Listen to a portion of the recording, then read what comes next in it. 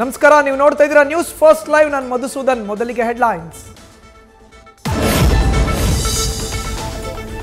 ನಿಯಂತ್ರಣ ತಪ್ಪಿ ನಿಂತಿದ್ದ ಸಾರಿಗೆ ಬಸ್ಗೆ ಕಾರು ಡಿಕ್ಕಿ, ಕಾರ್ನಲ್ಲಿದ್ದವರಿಗೆ ಸಣ್ಣ ಪುಟ್ಟ ಗಾಯ. ಚಿಕ್ಕಮಗಳೂರಿನ ಕಳಸ ಪಟ್ಟಣದಲ್ಲಿ ಘಟನೆ.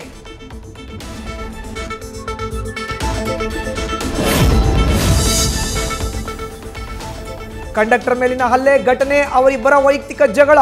ಕನ್ನಡ ಮರಾಠಿ ಎಂದು ಬಿಂಬಿಸಬಾರದು, ಇದರಿಂದ ಜಿಲ್ಲೆಯ ಅಭಿವೃದ್ಧಿಗೆ ಪೆಟ್ಟು ಬೀಳಲಿದೆ. ಘಟನೆ ಬಗ್ಗೆ ಸಚಿವ ಸತೀಶ್ ಜಾರಕಿಹೊಳಿ ಕಳವಳ.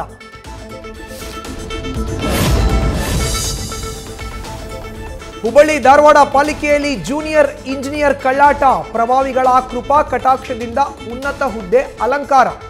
ಅಕ್ರಮವಾಗಿ ಇಇ ಹುದ್ದೆಗೇರಿ ಮಲ್ಲಿಕಾರ್ಜುನ್ ದರ್ಬಾರ್.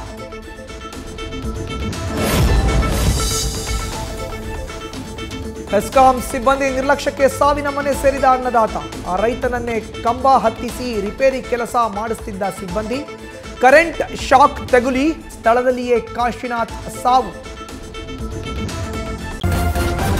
ನ್ಯೂಸ್ ಫಸ್ಟ್, ನಿರ್ಭೀತಿಯಿಂದ ನಿಮ್ಮ ಪರವಾಗಿ.